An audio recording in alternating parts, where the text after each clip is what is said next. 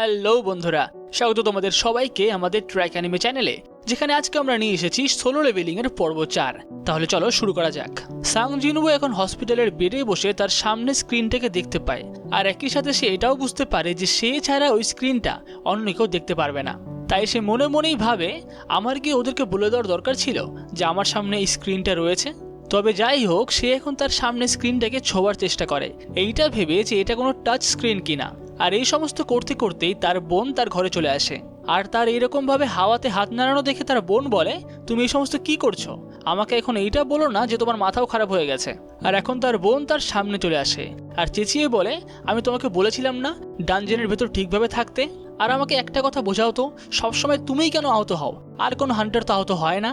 তার বোন তার সামনে বসে এই সমস্ত বলতে থাকলেও সাং জিনবোর মাথায় এই সময় আসে, যাক আমি বেঁচে ফিরলাম, আমি তো ভেবেছিলাম যে আমি আমার বোনকে আর দেখতেই পারবো না। আর এই সময় তার বোন বলে, ঠিক আছে, তুমি যদি আর একবার কোনো ডানজেনে গিয়ে এভাবে আহত হয়েছো, তাহলে তোমাকে আর কোনো কাজকর্ম করতে হবে না, আমি আমার স্কুল ছেড়ে দেবো, তারপর আমি কাজ করা শুরু করে দেবো। এই সময় সাং জিনবো তার বোনকে একবার বলে যে সে তার সামনে স্ক্রিনটা দেখতে পাচ্ছে কিনা, কিন্তু তার বোন বলে, কি আবার দেখতে পাবে, কিছুই তো নেই এখানে। এখন সাং জিনবো মনে মনে ভাবে যে এটা একটা গেমের মতো, যেখানে তার স্ক্রিনের সামনে একটা মেসেজ এসেছে, যেটা দেখে সে তার বোন জিনাকে জিজ্ঞাসা করছে, আচ্ছা গেমে যদি কোনো মেসেজ আসে তাহলে তুমি কি করো? এই সময় জিনা বলে, আমি বুঝতে পারছি তোমার মাথা সত্যিই খারাপ হয়ে গেছে, মেসেজটাকে ওপেন করতে হবে আবার কি? জিনার কথা শুনে মেসেজটা ওপেন করলে সে তার সামনের স্ক্রিনে দেখতে পায় যে সে একটা প্লেয়ার হয়ে গেছে, আর তাকে কিছু ডেইলি মিশনও দেওয়া হয়েছে। যাই হোক, এরপরে তার বোন তার ঘরে থেকে বেরিয়ে আসে আর তার স্কুলের একটা বান্ধবীর সাথে চলে যায়। অন্যদিকে জিনবো এখন তার স্ক্রিনের মধ্যে দেখতে পায় স্ক্রিনটা নিজেকে সিস্টেম বলছে, আর বলছে যে সিস্টেম প্লেয়ারকে ডেইলি মিশনের মাধ্যমে ডেভেলপ হতে সাহায্য করবে, আর যদি প্লেয়ার সেই মিশন কমপ্লিট করতে না পারে তাহলে তাকে পেনাল্টিও দেওয়া হবে। একই সঙ্গে সে দেখতে পায় সে একটা রিওয়ার্ডও পেয়েছে। কিন্তু সাং জিনবো এখনও ঠিক করে বুঝতে পারে না যে এই সিস্টেমটা কি আর তার সাথে এগুলো কীভাবেই বা হচ্ছে। যাই হোক, এরপরে সে তার ডেইলি মিশনগুলো ওপেন করে, যেখানে লেখা রয়েছে যে তাকে 100টা পুশ আপ করতে হবে, 100টা সিট আপ করতে হবে, 100টা স্কোয়াট করতে হবে, একই সঙ্গে থেকে 10 কিমি দৌড়াতে হবে। আর তার নিচে এটাও লেখা, যদি সে এই কটা জিনিস কমপ্লিট না করে তাহলে তাকে পেনাল্টি নিতে হবে। আর এখন প্রথমবার জিনবোর মনে হয়, এই সমস্ত কি ইয়ার্কি চলছে? আমি হসপিটালে অসুস্থ হয়ে পড়ে রয়েছি আর আমাকে নাকি এখন 10 কিমি দৌড়াতে হবে? এটা কোনো কথা? এখন আমি ঘুমাই, যা হবে পরে দেখা যাবে। আর এই বলে সে ঘুমিয়ে পড়ে। তার ডেইলি মিশনগুলো সে কমপ্লিট করে না। অন্যদিকে টাইম তো শেষ হয়ে যায়। এই সময় মেসেজ চলে আসে যে তুমি ডেইলি মিশনগুলো কমপ্লিট করোনি, তাই তোমাকে একটা নির্দিষ্ট সময়ের জন্য পেনাল্টি জোনে পাঠানো হবে। আর এই সময় হঠাৎই ভূমিকম্পের মতো সাং জিনবো কেঁপে ওঠে, আর সঙ্গে সঙ্গে সে টেলিপোর্ট হয়ে যায় একটা মরুভূমির মধ্যে, যেটাকেই হয়তো সিস্টেম পেনাল্টি জোন বলছিল। আর এখন মরুভূমিতে এসে জিনবো মনে মনে ভাবে, এই সমস্ত কি হচ্ছে? হঠাৎ আমি হসপিটাল থেকে মরুভূমি কি করে চলে আসলাম? তার মানে কি এখন আমি স্বপ্নই দেখছি? কিন্তু স্বপ্ন হোক আর বাস্তব, সে এখন পেছনে ঘুরে তার সামনে একটা বিশাল বড় কেন্দ্র দেখতে পায়, যেটার নাম হলো poison tooth giant desert centipede. আর এখন সে তার স্ক্রিনে দেখতে পায় যে এটাই হলো তার পেনাল্টি, তাকে এই মরুভূমির মধ্যে এই কেন্দ্রটার সাথে 4 ঘন্টা বেঁচে থাকতে হবে যে করেই হোক। জিনবো এখনও এই সমস্ত বিশ্বাস করতে পারছিল না। সে ভাবছিল, প্লিজ কেউ আমাকে বলো যে এটা একটা স্বপ্ন, আমি এই সমস্ত চাই না।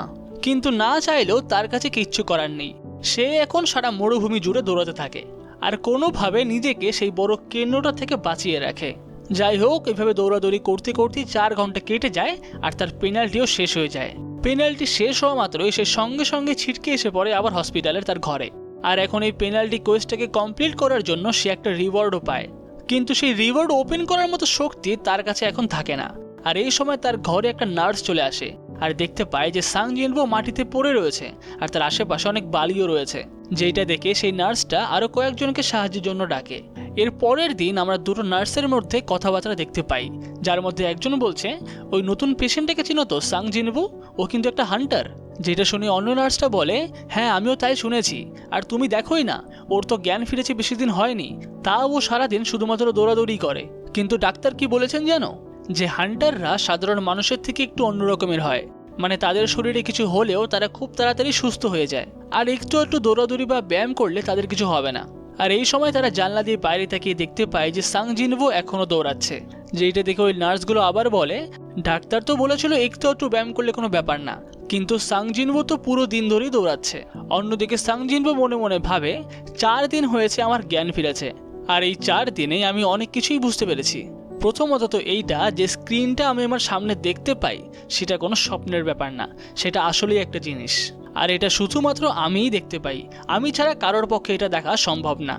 আর এই সময় সে তার সামনে দেখতে পায় আজকের ডেলি মিশনগুলো কমপ্লিট করার জন্য সে একটা রিওয়ার্ড পেয়েছে, যেই রিওয়ার্ডে সে 3টে জিনিসের মধ্যে যে কোনো একটা জিনিসকে চুজ করতে পারবে, আর সে সেখান থেকে স্ট্যাটাস রিকভারিটা বেছে নেয়। আর সঙ্গে সঙ্গে এতক্ষণ ধরে দৌড়াদৌড়ি ব্যায়াম করার জন্য তার শরীরে যে হাঁপানি ছিল সঙ্গে সঙ্গেই চলে যায়। আর এখন সে বুঝে গেছে যে কোন রিওয়ার্ডগুলো কি কি কাজ করে। যেমন এইখানে দেওয়ায় আরও একটা রিওয়ার্ড অবটেন অ্যাবিলিটি পয়েন্ট যদি সে নিত তাহলে সে তার স্ট্যাটস বাড়াতে পারতো। স্ট্যাট বলতে এখানে তার হেলথ, ডিফেন্স এইসবের কথা বলা হচ্ছে। যেরকম আমরা গেম খেলি ঠিক সেরকম একটা গেমের মতো, যেইখানে সে নিজের অ্যাবিলিটিগুলোকে বাড়াতে পারবে এবং সে নিজেকে লেভেল আপও করতে পারবে। এরপরে সে পাশের একটা বেঞ্চে বসে মনে মনে ভাবে এটা কেমন জিনিস যেটা আমার উপরে কন্ট্রোল করে রেখেছে। আমি জানি না এসব কীভাবে হচ্ছে, তবে যাই হোক, কি আর করা যাবে। এরপর বিকেল হলে সাং জিনবো হসপিটালের রিসেপশনে গিয়ে কিছুক্ষণের জন্য বাইরে বেরোনোর পারমিশন চায়, আর তাকে সেই পারমিশন দিয়েও দেওয়া হয়। আর এখন সে বাইরেই কোনো একটা স্টেশনের সামনে দাঁড়িয়ে তার হাতে একটা চাবিকে দেখে আর ভাবে আমাকে এখন দেখতে হবে যে এটার কাজটা আসলে কি। সে প্রত্যেকবারই ডেলি মিশন কমপ্লিট করলে কিছু না কিছু জিনিস পায়, যেমন ব্যান্ডেড, অ্যাবিলিটি পয়েন্ট, আরও অনেক কিছু। কিন্তু এইবার সে একটা চাবি পেয়েছে, যেই চাবিটার নাম হলো ডানজন কি, আর এটা একটা ই র্যাঙ্কের ডানজন কি, যেটা কিনা হ্যাপজিয়ং স্টেশনের 3 নম্বর গেটের কাছে গিয়ে খুলবে। আর এখন সে সেই গেটের সামনেই দাঁড়িয়ে আছে। আর এই সময় তার আরও একবার মনে পড়ে যে হসপিটালে ও জিনচুল থেকে কি বলেছিল, সেকেন্ড অ্যাওয়েকেনিং। সে ভাবে কোনো মানুষের যদি সেকেন্ড অ্যাওয়েকেনিং হয় তাহলেই কি সে তার সামনে এই সমস্ত স্ক্রিন দেখতে পায়। সে এখন এটা নিয়ে একটু সন্দেহে আছে, তাই সে এই বিষয়ে কাউকে বলে না। কিন্তু সে মনে মনে ভাবে যদি সত্যিই আমার রিঅ্যাওয়েকেনিং হয় তাহলে আমি নিজেকে শক্তিশালী করতে পারবো। আর এরপরে সে ডানজনের চাবিটা ব্যবহার করবে, কিন্তু তার আগে সে আর একবার ভাবে যদি এইবারও আগের বারের মতো কিছু হয় তাহলে সব কিছু ছেড়ে আমি সবার আগে পালিয়ে আসব। যার পরেই সে তার চাবিটা ব্যবহার করে আর তার সামনে একটা ডানজন গেট খুলে যায়। আর এখন সে ডানজন গেট দিয়ে ভেতরে ঢুকতে সে তার সামনে একটা মেসেজ দেখতে পায় যে তুমি একটা ডানজনের ভেতর ঢুকে গেছো। আর এরপরে সে যেই গেট দিয়ে ভেতরে ঢুকলো সেই গেটটাই বন্ধ হয়ে যায়, যেইটা দেখে সে একটু চমকে যায়, কারণ সে যেটা ভেবেছিল যে কোনো কিছু খারাপ হলে সে পালিয়ে আসবে, তার কাছে এখন সেরকম কোনো রাস্তা নেই। আর একই সঙ্গে সে এটাও দেখতে পায় যে তার আশপাশ দিয়ে লোকজনেরা চলাফেরা করছে, মানে সে একটা এমন ডাইমেনশনে আছে যেই ডাইমেনশনের থেকে সে পৃথিবীর সবাইকে দেখতে পাবে কিন্তু তাকে কেউ দেখতে পারবে না। আর এরই পরে তার সামনে একটা মেসেজ চলে আসে যেখানে লেখা রয়েছে তুমি এই ডানজনে ঢুকে গেছো, তুমি এখন আর এখান থেকে বেরোতে পারবে না যতক্ষণ না তুমি এই ডানজনের বসকে হারাচ্ছ অথবা কোনো টেলিপোর্টেশন স্টোনের ব্যবহার করছো। এই সময় সাং জিনবোর মাথা আর কাজ করে না। সে মনে মনে ভাবে কিছুদিন আগে আমি একটা ই র্যাঙ্কের বিস্টকে একা মারতে পারছিলাম না, আর এখন তোমরা বলছো যে একটা ই র্যাঙ্ক গেটকে আমাকে একাই ক্লিয়ার করতে হবে, তাও আবার বসকে মেরে। এটা আমার পক্ষে একদমই সম্ভব না। আর এই সময় সে ডানজনের একটু ভেতরের দিক থেকে কিছু আওয়াজ শুনতে পায়, আর মনে মনে সে ভাবে সত্যি সত্যি আমাকে একটা ই র্যাঙ্কের ডানজন একাই ক্লিয়ার করতে হবে, এটা কি আদৌ আমার পক্ষে সম্ভব? যাই হোক, যেহেতু এখন তাকে এটা করতেই হবে তাই সে আর সময় নষ্ট না করে ভেতর দিকে চলে যায়। কিন্তু এখনো পর্যন্ত সে তার মনের মধ্যে ওই বিশ্বাসটা আনতে পারেনি যে সে কোনো ম্যাজিক বিস্টকে একাই মারতে পারবে। আর এখন কিছুটা ভেতরে গিয়ে সে প্রথমে একটা মনস্টারের গন্ধ পায়, আর গন্ধ পাওয়ার সঙ্গে সঙ্গে সে মনস্টারটা তার সামনে বেরিয়ে আসে।